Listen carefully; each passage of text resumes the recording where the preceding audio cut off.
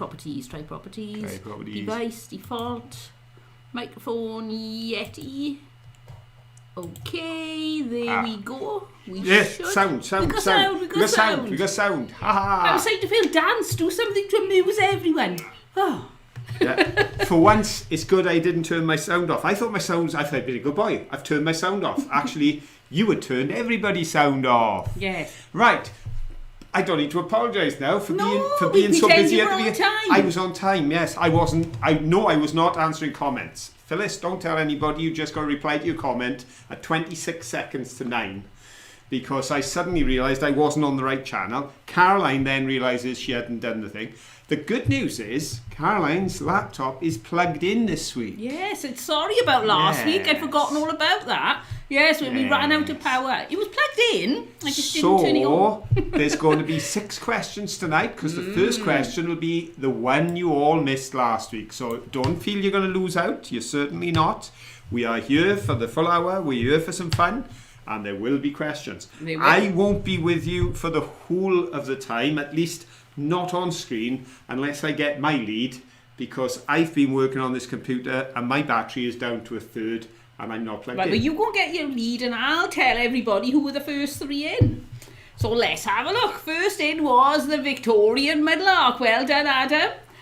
Followed very closely by Ed Creative. Well done, Ed. And in third place is Lexi B, Lexi's Larks and Crafts. And Bonnie Tyler Fan just pipped to the post, but nearly there. But it's lovely to see all this chatting going on. It's funny, we are getting less people coming on to the live show now because we're not showing our finds. And usually when it opens up, I'm there. I start off the stream and I'm waiting for somebody to come in thinking, as soon as somebody's in, I know I've done it right. One day I'm going to do it and there'll be nobody there. But I notice it doesn't go quite the way it used to anymore. So no, but it's still lovely. I've still got a lovely bunch and we're going to have a great time. And how many have we got in at the moment? We've got 49 watching and we've had 18 thumbs up. Oh, brilliant. Thank you ever so much. And we had half of those while we had no sound. So obviously, we don't need to speak for people to like it. We just sit here go. We just got to stand here. Okie doke. Wow, it is lovely to have you all in. And, I noticed now Karen Stewart said, today is my son's birthday. He's 32. Can Manky throw some birthday kisses this way? What do you think? Do you think Manky's going to say yes? And while Manky's on his way over, special welcome to Joni Henry, who says, yay, I made it to a live show. Welcome, Joni. So it's lovely you made it, Joni. That's fantastic. Now, this is for Karen's son. But it's also, if there's anybody else out there who wants to take this, they can have it. So pack it up, in comes a Manky kiss. There we go. No, Manky's happy. He does love giving out Manky kisses. He's very generous. And I tell you what, Manky is so enjoying the new format. Yes. He loves doing his spot appearances. He really feels now that he is where he should be, at the centre of the show. He feels that it's his natural habitat is right in the limelight. But of course, just a minute. Yes, Manky says that he wants to remind everybody that it's Bronte's birthday in 3 days. I think it's 3 days, the 23rd, isn't it? So he's just going to give Manky a doggy woof. So here we go, Bronte. Hope you're ready. Woof, woof, woof, woof, woof, woof, woof. There we go. Happy birthday woof from Manky. See, he talks dog. He kisses 32-year-olds on their birthday. He's a multi-talented star. He is. Mind you, I've got to be honest. We all had competition this week because we thought Max was going to steal the show, and I think he pretty much did, except in the heart and eyes of one of our viewers. Yes, when it came to deciding the favourite part of the entire video, Ed Creative went with the fish and chips.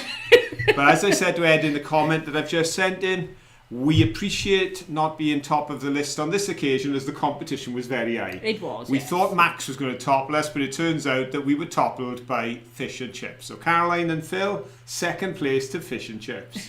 He was obviously hungry when he was watching. Yes.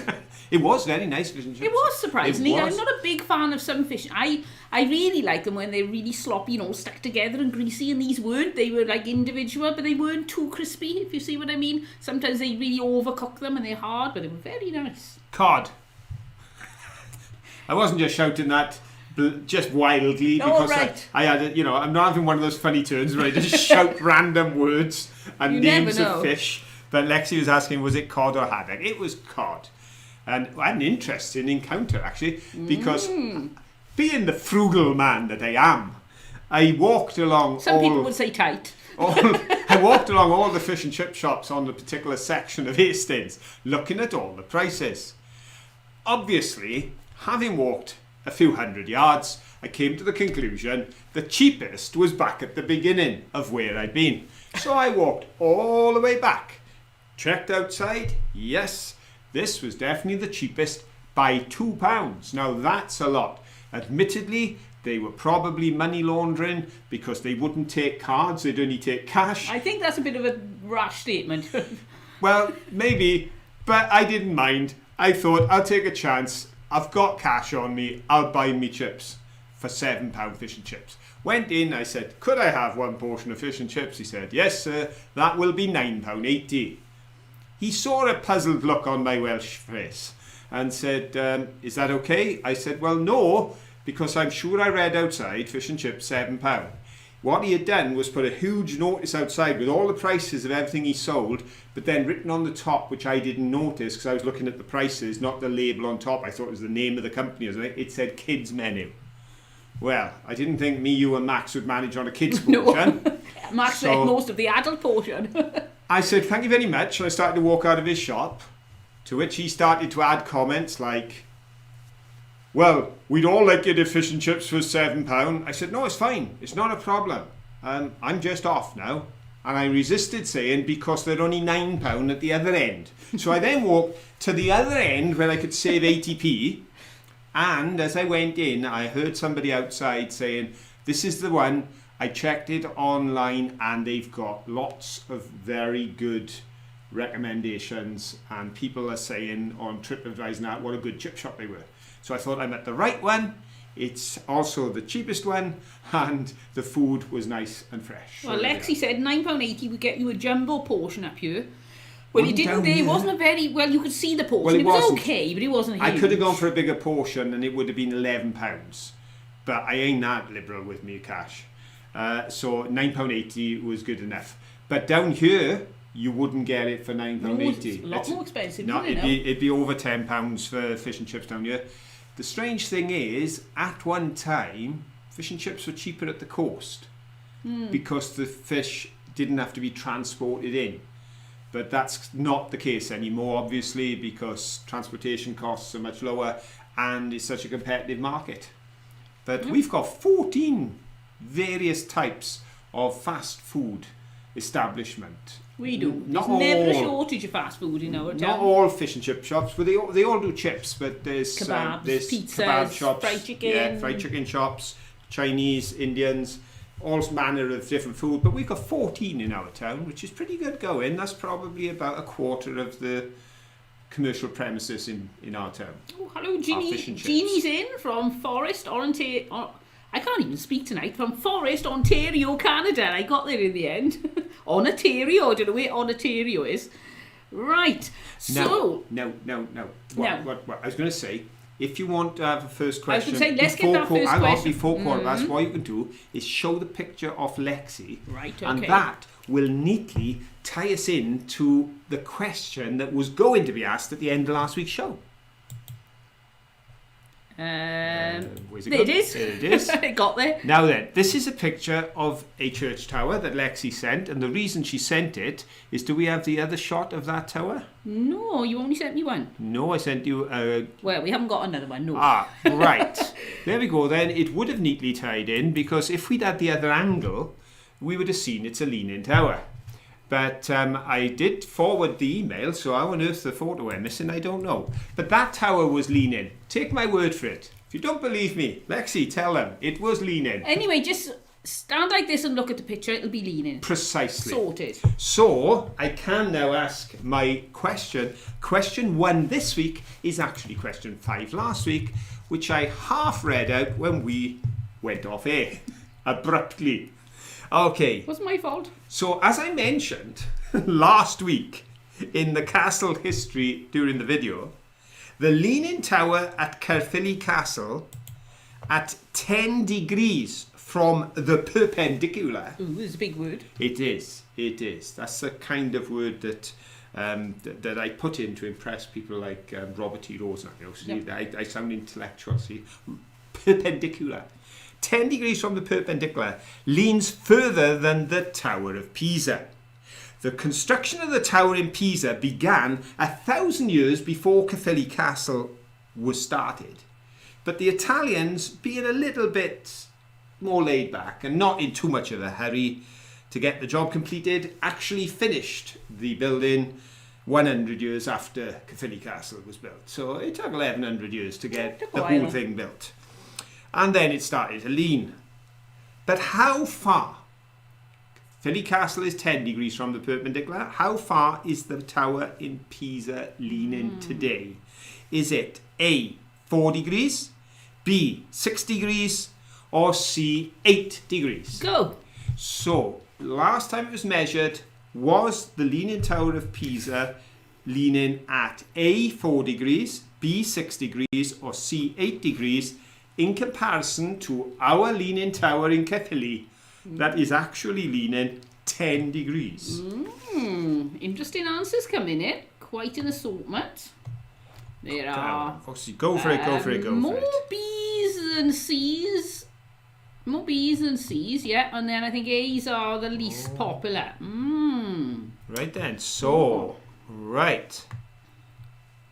And all our answers in. Is everybody had a go? Everybody done? Everybody's in. Righto then. I can tell you that the first answer in, Mr. Ed Creative, the man who rathers fish and chips than me and you, or even our cute grandson and Manky. How could you, Ed?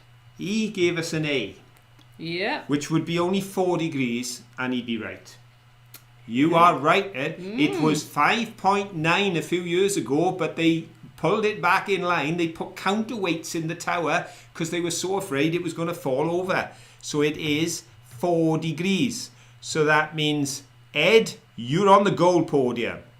Mary Millan, you are on the silver podium. Well done, Mary. And Jeannie Nash, well done, Jeannie. as the only other person to give us an A. We had 3 A's, and the correct answer, Jeannie Nash, you're on the bronze. There is no close fourth this time because there aren't 4 correct answers. So that was an open field. Yeah. Ed has confessed. He said, I got the go-in chat before the answer, so it was a guess. Well done, you guessed very well. That's fine. That's 8. There's no harm in guessing. No. It's why I we always went, guess. as I say, it's why we went over to giving people the ABC, because sometimes even a guess can be an educated guess. It can be, well, I'm going to go, and in fairness, I'm sure a lot of other people were guessing and they were going to the other extreme because they were probably thinking, well, if Caerphilly Castle is 10, it's probably close to. I think that the reason why that is because Pisa is so much taller, at the top there's a lot more movement, so even though it's like, say Caerphilly was like that, but if Pisa was... I can't explain it. I'm not going to explain. You see what I mean? Basically, because it's so tall, it's gone further the further up it goes. If you go 1 degree off course and you only go 100 yards, you won't be far away from where you should be. But if you go 1 degree off course and you go 100 miles, you're going to be miles away. So it's the same thing on the tower. Because it's so tall, it will give the appearance of being over. But I've got to be honest, when we were making the film, to stand under it, it was a little bit nerve-wracking because there is nout holding it up. Even though you know it must be safe. And it's not like it's a whole tower that's gone like this. It is snapped in half. This piece is over there. There's 2 theories on why it is as it is. The more romanticised one, perhaps, is the fact it got damaged during the Civil War, and the less romanticised one is that there's subsidence and the tower leant. So... But Pisa was subsidence, that's what caused it there. But yeah, the Tower of Pisa only leans at 4 degrees these days because they stuck a load of weights inside the tower and pulled it back into line because, as I mentioned, 10 degrees is too far. It shouldn't be standing. Scientifically, it should have fallen over. They didn't want to take that chance in Pisa because, after all, probably most of the tourism in that area is because they've got a tower that's leaning. Isn't it incredible that the one thing that everybody thought at the time was terrible and it's all gone wrong and what a mistake, now is bringing in millions and millions and millions of pounds of tourism to the area. Yeah, funnily enough, it doesn't, I know this sounds awful, but Go it on, doesn't say impress me. Say something awful. Because I've just grown up with it. It's always been there. Ever since my father got a car, I was 6, I think, when my father got a car, and we drive through Caerphilly, and the first time they'd say, oh, look, there's the Leaning Tower on the castle. But after that, then, it's just normal to us. Yeah. I thought you meant Pisa. I thought you were going to offend I've all the never Italians. even been to Pisa. I thought you were going to get us banned in Italy. But yeah, it's, as you say, something that is familiar. We see the beauty of where we live far more clearly through your eyes than we do through ours. Yeah. When we take the camera out and we're filming for yourselves, because thank you everyone for the lovely comments where you say you feel like you're with us. We had a comment saying I felt I could almost breathe the sea air, and you know, but that is deliberate. We try to view the place in a way that makes you feel you're part of the journey because we love taking you along. Fortunately, when we were in Caerphilly, we've never, ever, either of us, been in the castle, have we? No. So we've never been that close up to it. So I know it always looks quite dramatic in the distance, but to actually be there was quite... So it gave us not that... scary, but just unnerving. We are discovering more of our home town, county and country because of all of you than we ever would without you. It's like people who have a dog so they got a reason to go for a walk. We have got all you lovely people out there, so we have a reason to go out and explore and enjoy the wonders of this country. But the big part of that joy is knowing that others are with us and you'll enjoy it too. And we haven't finished with the modifying of the channel. There will be more to come, not taken away, but add in more things. We want to make this far more an interactive space. Bye, Linda. Bye-bye, Linda. And also to create that sense in which we are all on this excursion together. So we're working on ideas, we're brainstorming some things, and there will be more happening in the future. Well, what's happening next? What's everybody talking about? Lexi said we should all send you videos or photos of quirky things in our areas.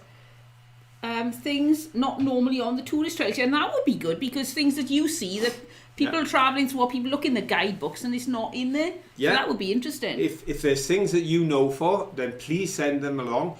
But also, as we mentioned in the first week, if there are places that you would love to see and there's no way you're ever going to be there, as we said, if any of our friends around the world have got areas that they have family from that they would like to see on camera, we could look at including those. I think it was Mike said about his mum, I think, had come from Singennydd.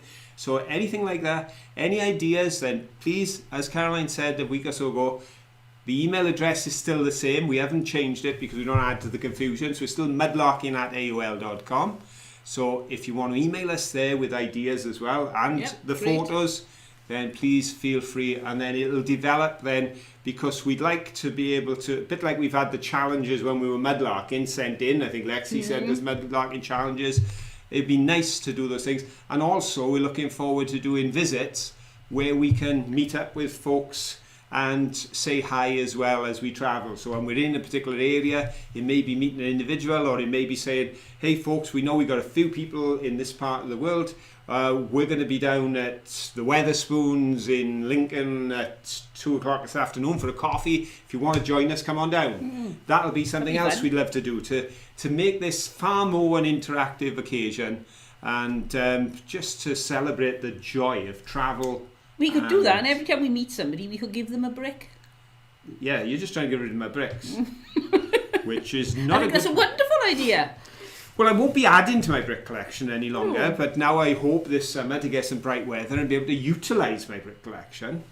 and finish off some of my garden projects. Yep. I may even get around to finishing repairing the fence. You never know. Yeah, I took a huge panel of fence out, went round the back, did loads of work, put on new boards, painted, and then the weather changed, and then I started my course, and then I've still got a 6 foot hole in my fence. Got a 6 foot gap between us and next door, but it's all in the plan. It is. It's I've all got a hole in my plan. thumb.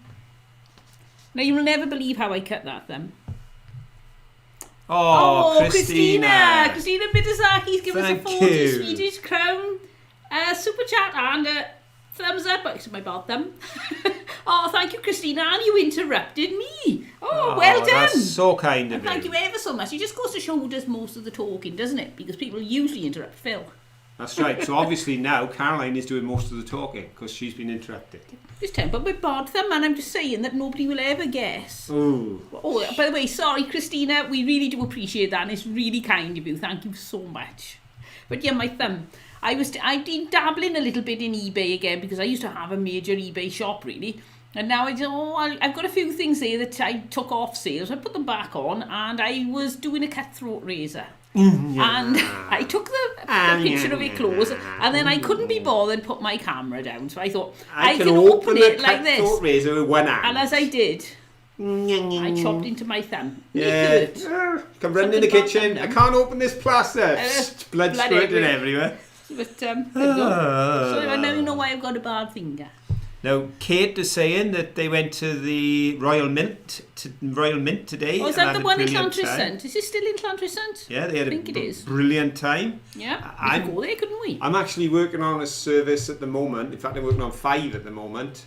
And one of the guys worked for a firm that made the blanks for the Royal Mint. And he was telling his brothers how he was knee deep in 50p coins with a shoveling the 50p coins into barrels in order to load them up to send to the mint. That was up in Hereford. Different, isn't it? Yeah, so I tell you, I meet all sorts of folks in my job. Oh, it is in Llantrisant. And he said, Caroline, I had paper stitches in my finger last week, a garden accident. Oh, it's so easy, isn't it? These fingers, they stick out and they get in the way of things.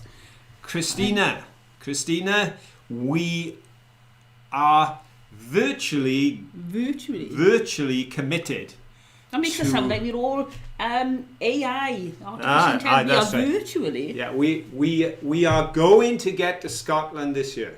We've made that decision almost.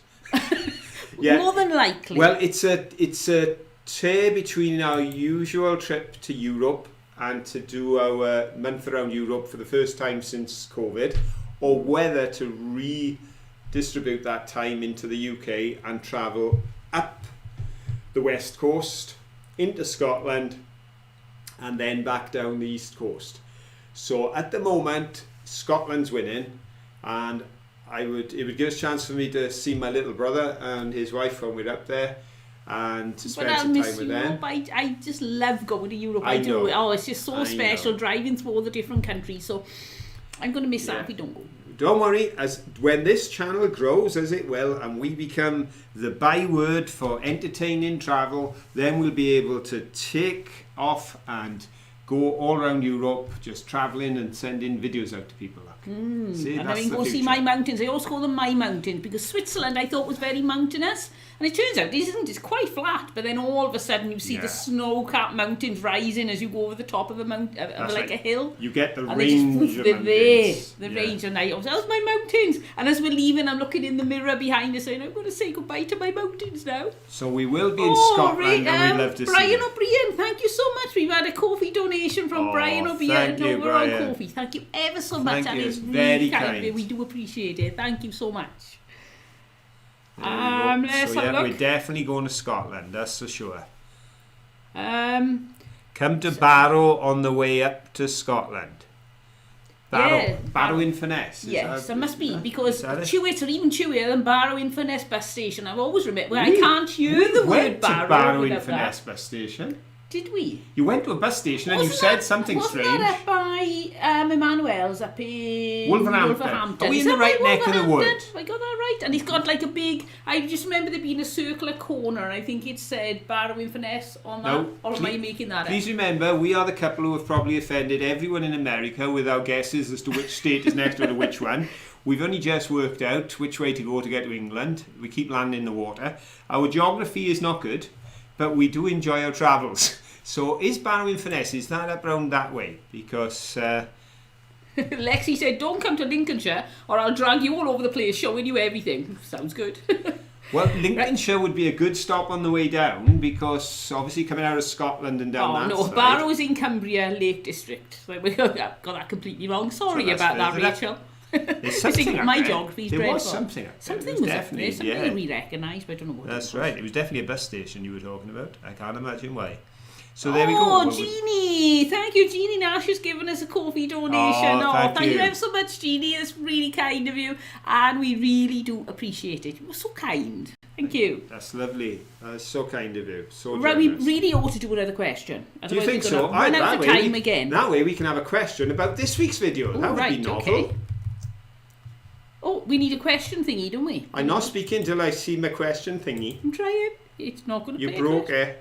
It won't play a question. Oh no. Right. Oh dear. Right then. Has everything frozen? No, I don't know. Can you hear us? Yeah, they can hear us because otherwise they'd be saying, can't hear you. There's nobody commenting either. It says we're still on, right? So Lexi's guessing, yeah? Lexi's guessed B and we haven't even put that question up yet, so that's good. I've seen you trying to cross the Severn Bridge and kept ending up on the beach. Let's go with the Johnsons, quite right. When's the next Mudlark? Stephen Webb. Yeah, they're hearing us. There we go. So everything's working, but our question logo is not working. So there we go. And I don't want to come off this screen now, just in case I come off and then I can't get the screen working again. Playing up again. So I'll do my own logo. Go on then. It's question time. Oh, Manky goes. There we go. Okay, folks. Question number 2. The pier at Hastings was opened on the 5th of August, 1872. When 600 guests sat down to lunch on the pier following the opening ceremony. Among the 600 included the local MP and some Egyptian princesses. But what was the seating capacity of the ballroom that was at the end of the pier until it burnt down in 1917? Was it A, 2,000 seater, B, 1,200 seater, or C, 700 seater? Go. So how many people do you think the original ballroom? It was replaced in 1926 or 24, but it burnt down in 1917, but it was on the end of the pier. And what do you think was its seating capacity? Do you think it was A, 2,000, B, 1,200, or C, 700? We got some answers in, and we got some right ones, which is always assuring. Yes, indeed. Reassuring. It's getting late, you know me. Past 9 o'clock, I'm useless. Right. Oh, and we've got a mixture of answers. We've got quite a variety. I think we've got more answers. Maybe we've got more people in now. We've got 65 people in now. Right. So we've got more answers than last time. And the good news is, folks, we've got more than 3 correct answers this time. Which is always good. Yes. Even though the answer was still A. Because it was A on the first one. And just to catch you all out, it was A on the second one. Because these Victorians really knew their stuff. They stuck a ballroom on the end of a pier that would hold 2,000 people. And they built that back in 1872. When they replaced it, they didn't build something that big. Because obviously they didn't have as much money in the 1920s to build one. So 2,000 people is the answer. And the first person in was Rachel Bailey. Well done, Rachel. And secondly was... She made it to the live show tonight and she's on a silver podium, Joni Henry. Well done, Joni. And then the third was Victoria Cook, who was followed up just pip into the post, Kate Millard. So well done, Victoria. And near miss. There we go. So we got Rachel on gold. Peggy beat it, I give up. Rachel on gold. Oh, don't worry, Peggy. I'm usually guessing to get it wrong. Joni on silver. Victoria on the bronze I'm podium. not guessing today because I know most of these answers, so I don't want to cheat, really. Yeah. I couldn't I? I just sound really intelligent this week. It's just the fun of having a go, and if nobody answered other than the people who were sure they were right, then it would look a strange list of answers. We'd probably have half a dozen answers and they'd all be right. Wouldn't be the same. But I would like to interrupt because we're halfway through the show and say huge thank you for joining us tonight. It really is great, and it's having you here makes it all worth it. And it wouldn't be much of a quiz if there was nobody watching, would it? So thank you all ever so much for spending an hour on your Saturday evening or your Sunday morning, possibly, over with us on YouTube. That's right indeed. I'm distracted. I'm trying to think of timings. Yeah, thinking, where am I? What time of day is it? Am I on YouTube or am I on eBay? In Australia, it is tomorrow, isn't it? Yes. It's early tomorrow. Yes, because when we were on our course, it was 8 p.m. Eastern time in America, which meant it was 1 o'clock in the morning here. But then there was a lady on the course from Australia who was coming in very early in the morning over there, so it was quite confusing for everyone. Yep. Oh, Jeannie, you came in 5th on our screens, and it's the only thing we can do because, as you know, we get this problem all the time, is that everybody's screen is different. But on our screen, sorry, you were 5th. Yeah. Actually, we had, there was 3 in a row correct answers, but there Victoria Cook was the 3rd correct answer in, then Kate Millard, and then Jeannie Nash. 3 in a row, and that's where you were on our screen, on my screen. Now, is that the same on yours? Yeah, roughly. No, you download again. Oh, I'm out of the way, but it doesn't matter anyway. It is random. I know it is. Yeah. It doesn't always work in the same time. I know it's frustrating if you don't get your thing either, but you know. But don't forget, it's not only competing with each other, but keep your own scores. I love it when people come on. Very often, Dawn will come on, and Dawn will have watched it after because she can't watch it live. And she'll say, I got 2 right this week, I got 3 right this week. So it's nice to have a go and have the fun of seeing if you get them right. But lots and lots of comments coming in. Oh, Rachel's in. Hello, Rachel. And right, that's okay.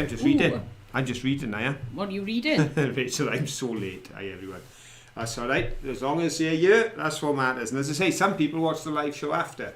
And that's fun as well. And I know last week and possibly this week again, I know last week Mary and John were watching it after the event. They sent me a comment a day or so later. They were watching it at midnight on Sunday, I think, or something like that, because they'd been busy with their camper.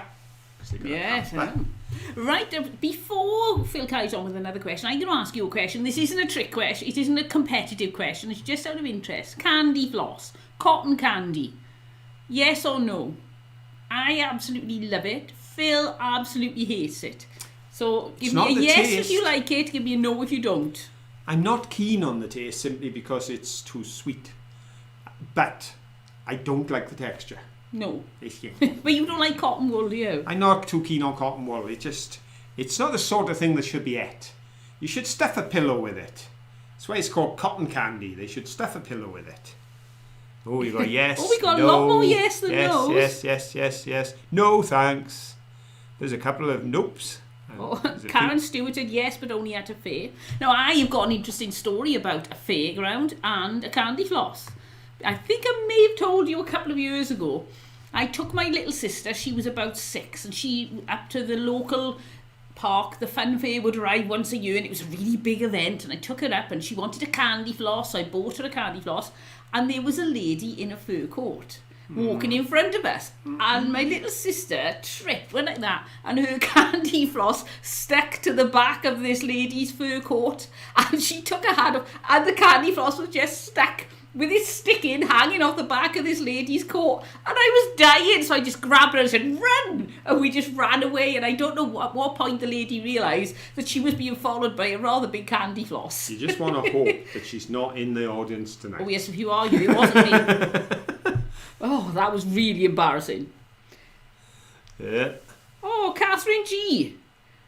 You're back in, but you haven't got a name. That's a bit weird. I don't know what's going on there. YouTube has lost my name. You know, the secret person, you don't even have a picture. There we are, There we go. So we'll try and remember the orange person, the orange body, is Catherine G.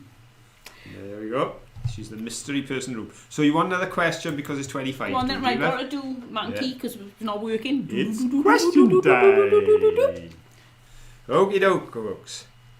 Hastings now is very much a place of leisure. It is, obviously there are those who work there and work very hard. Our son lives there, as does our daughter-in-law, Max's parents, and they both work very hard. But most of those who visit the place are there for the holiday.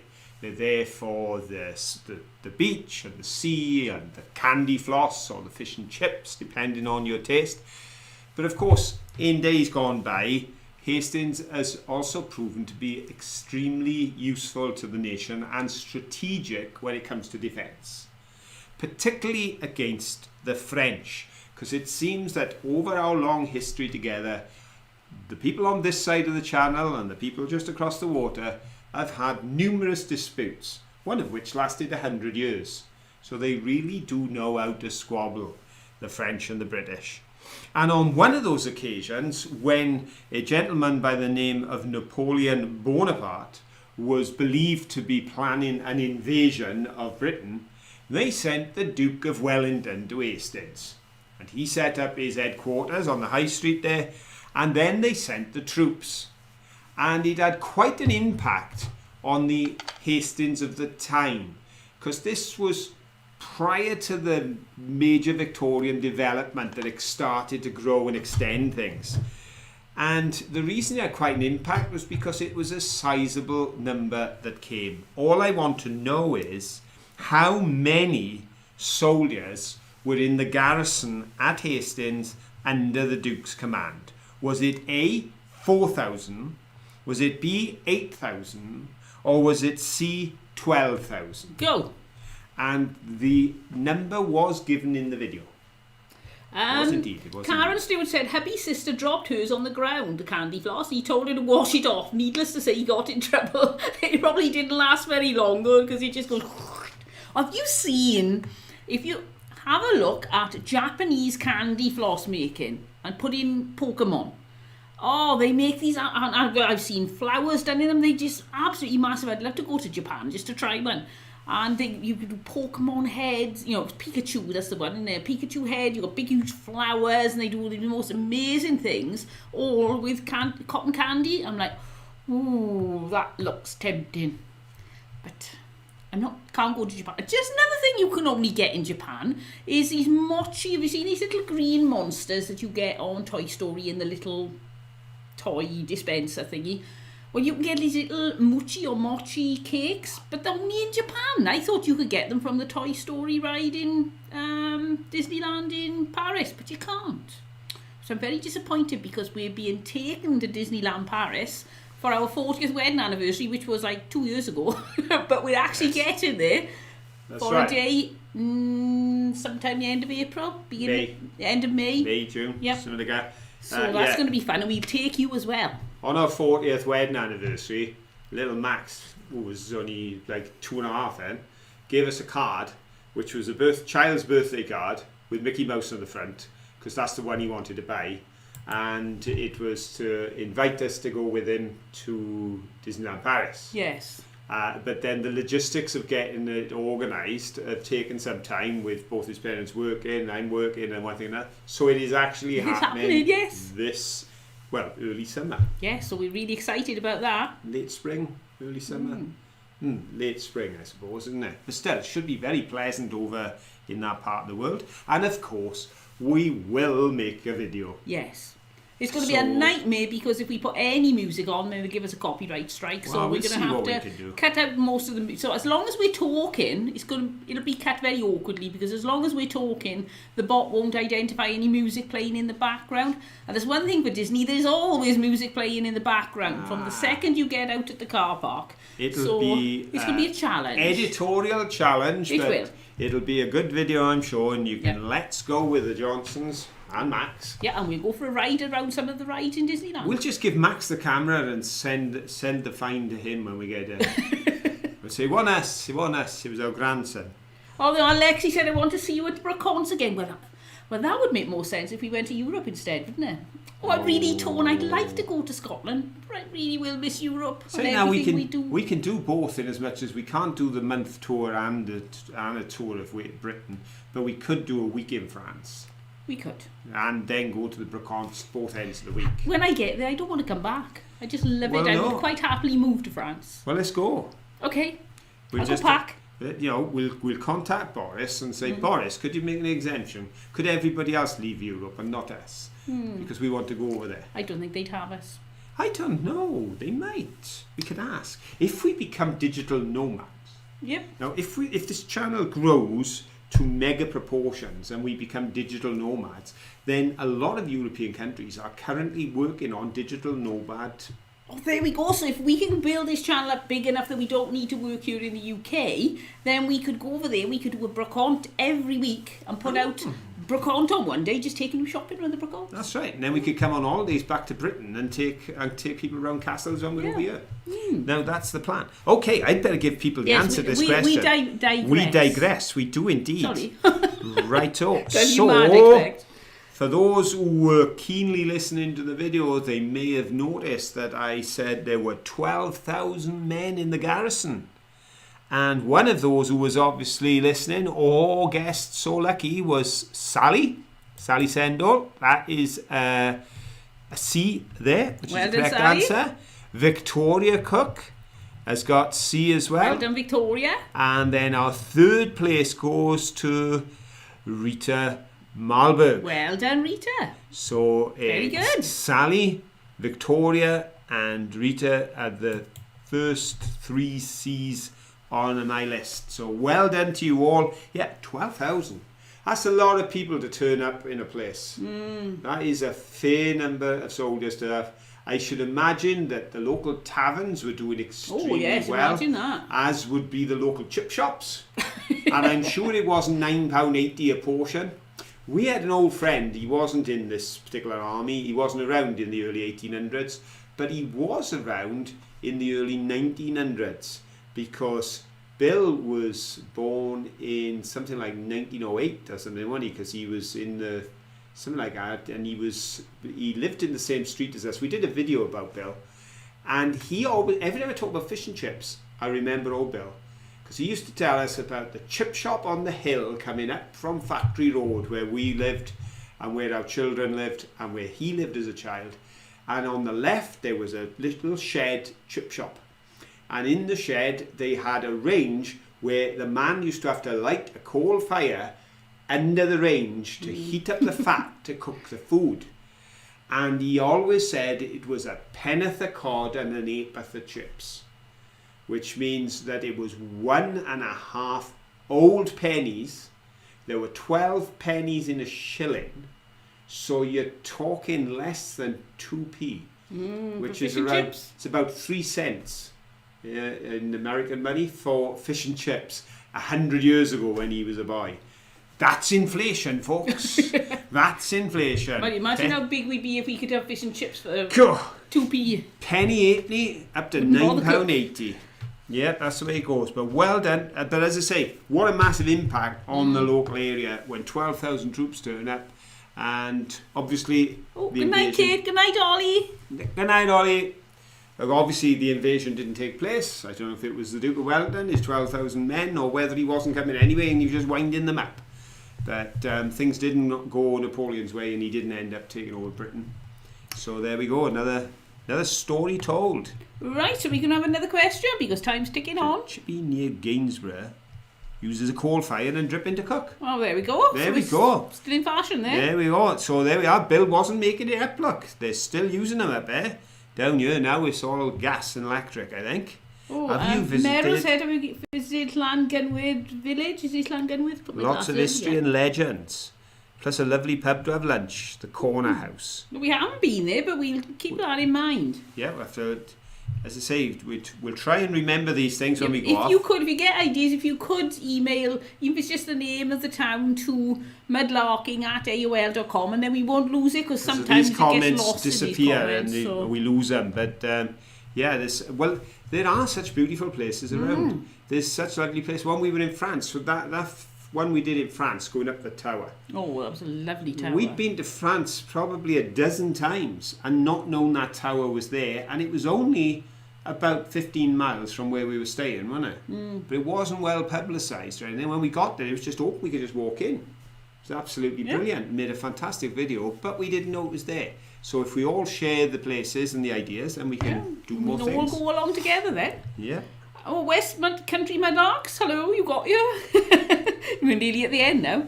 Now, you wouldn't know that by what question are we on? I think number 3. No. Oh, we're on number 4. Yeah, but we got 6. Well. Right, okay, let's have a question. We're halfway through because we had 6 questions tonight because we had to have the last question from last week because somebody's electric ran out.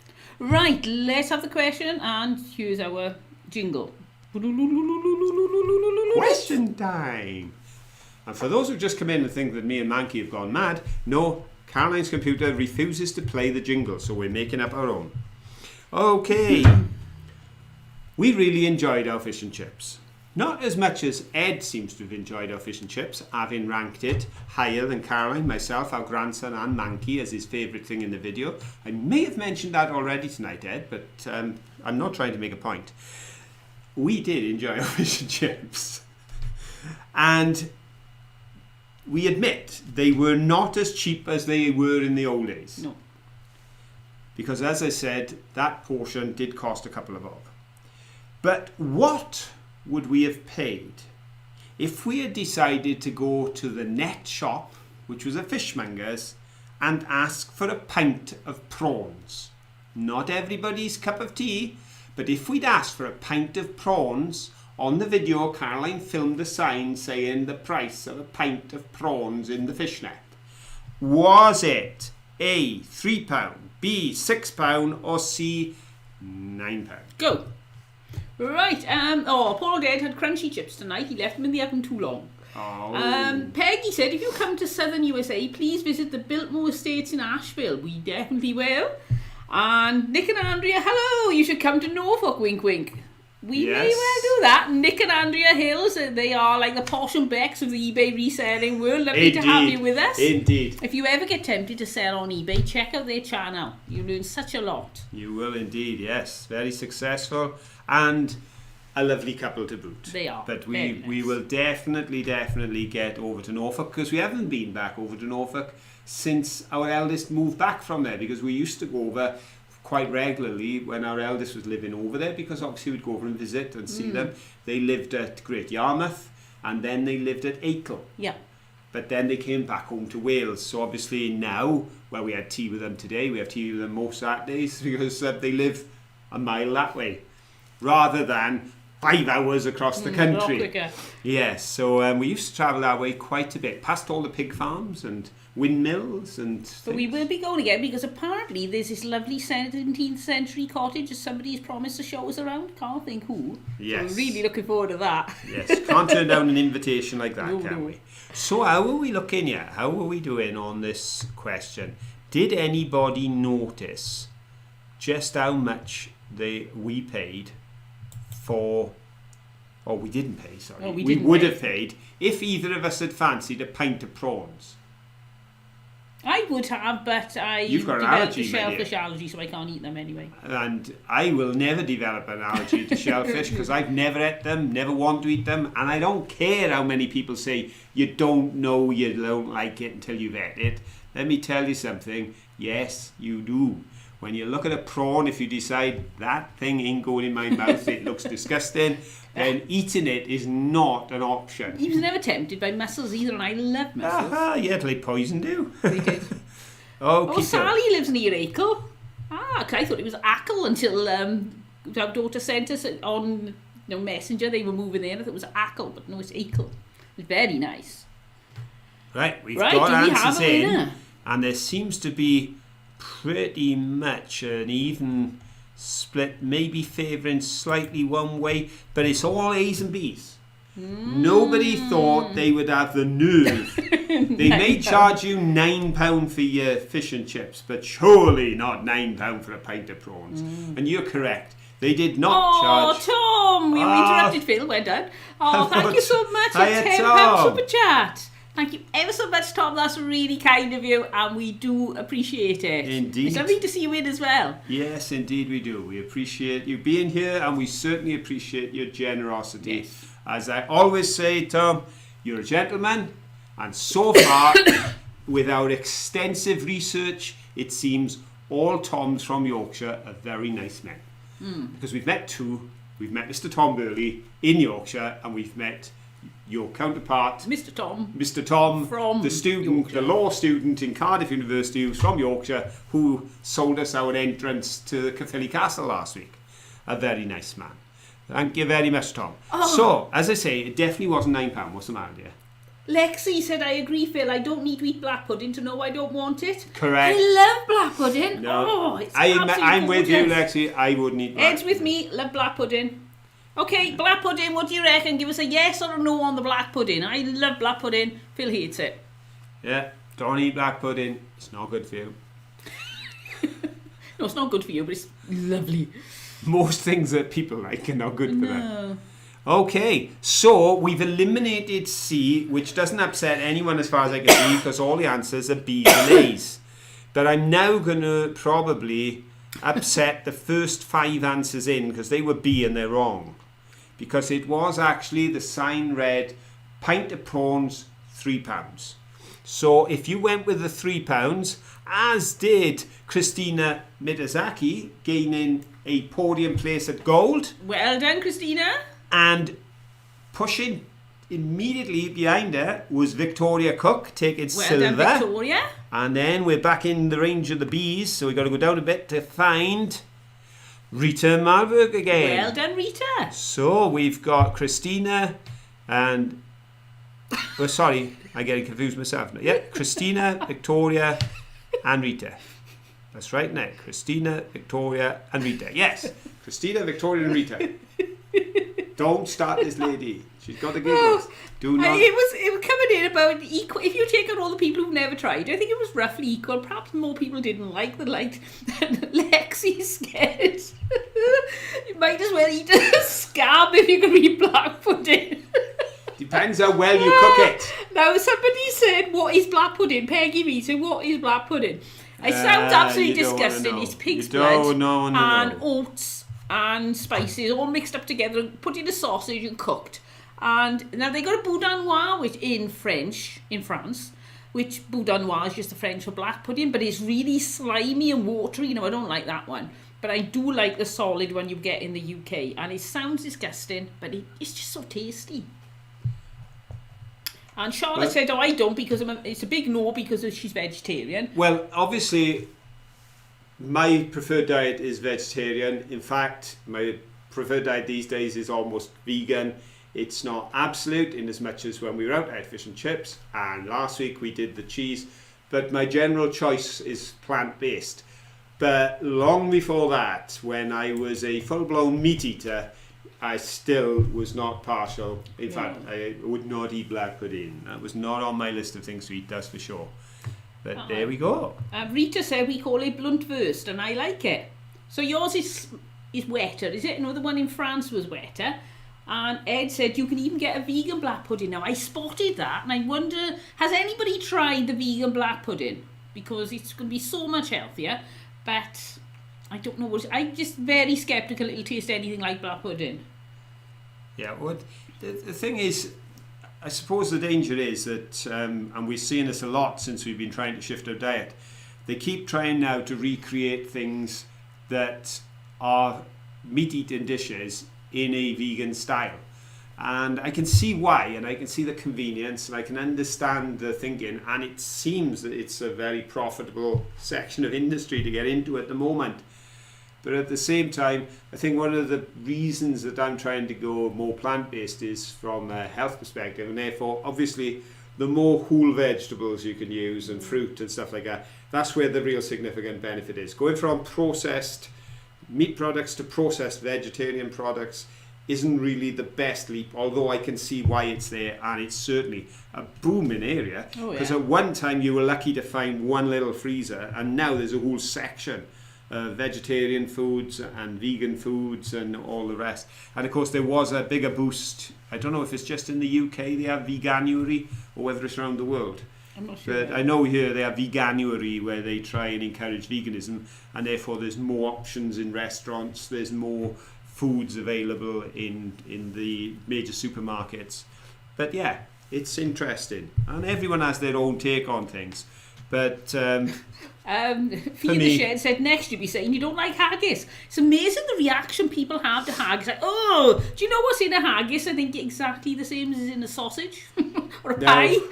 Now All the bits you wouldn't want to see. That is another thing that I break my diet for, and that's Burns Night. Because every year at the end of January we do celebrate Burns Night. We did when we were in Spain.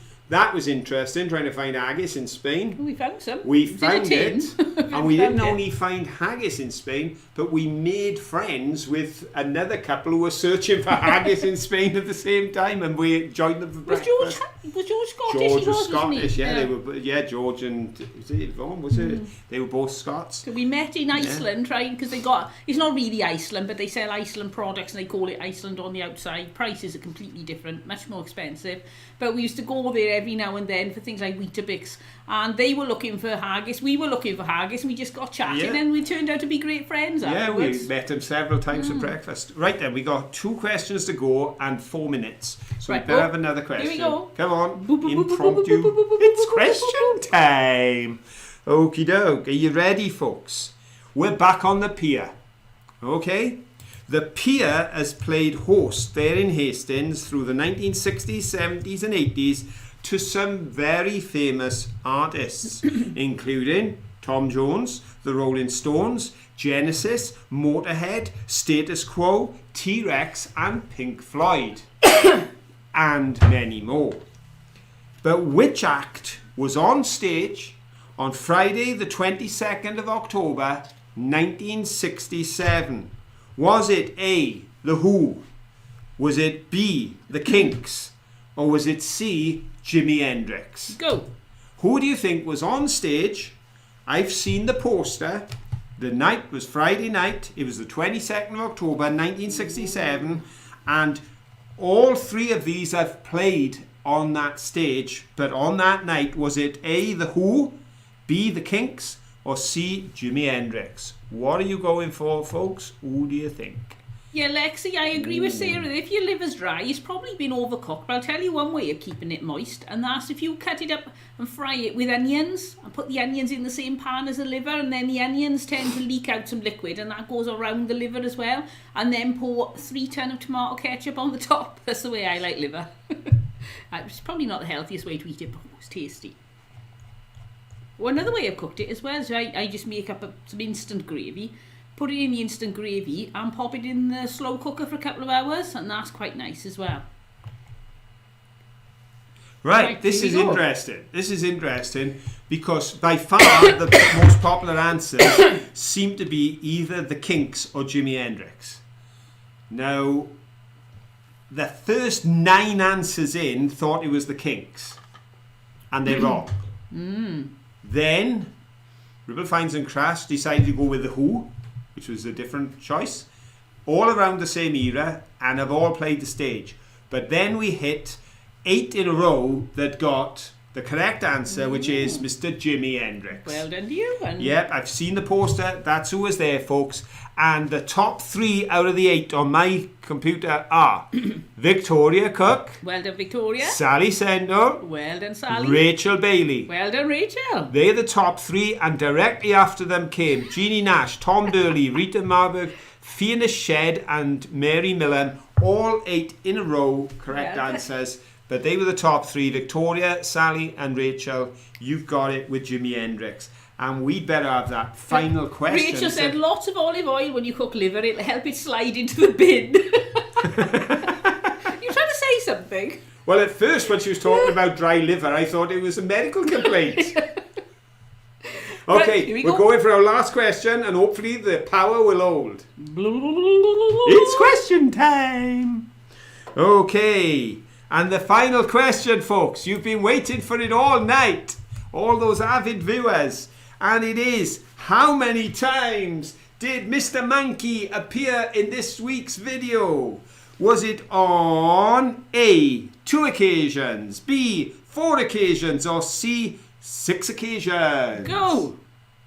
Oh, Rachel said I can get an I Beat Tom Burley t-shirt now. Oh, well done. Right, oh, here come the answers. Here come the answers. There's a variety. We've got a C, a B, an A, a B. Oh, some people are going with numbers. Yeah, right. Ooh, who's going to get it right? Yes, Manky was very frustrated he couldn't get any water out of that water fountain, but on the other side was the other tap, and that one was working, so he was okay then. But did you see where he looked up into the tap? Yeah, a little tear. He looked like he was crying. I looked like he was crying because he couldn't get it to work. No mudlark in Arizona, it wasn't 66,666,666. That would have been a lot, even for Manky, who's a bit of a poser. I take it your answer is 6 and your finger got stuck. Right then, well, we're getting a variety of answers. People are going all over the place on this one. And this will be a regular additional question each week. Yes, keep an eye on it. Because Manky's enjoying the excitement of making his star appearances. So the first correct answer, which was B, 4 times he appeared, because he was on the post at the beginning when I was doing the intro. He was then looking at the picture by possibly Banksy. Another thing I thought of, that picture appeared around the time that the pier burned down. And that's the sort of thing that Banksy does, is come along and sort of try to lift the morale of people with his pictures. And then he was on the post again, looking out to sea when we were playing with Max. And then he was at the fountain. Yes. They were the 4 occasions. So we're looking for B.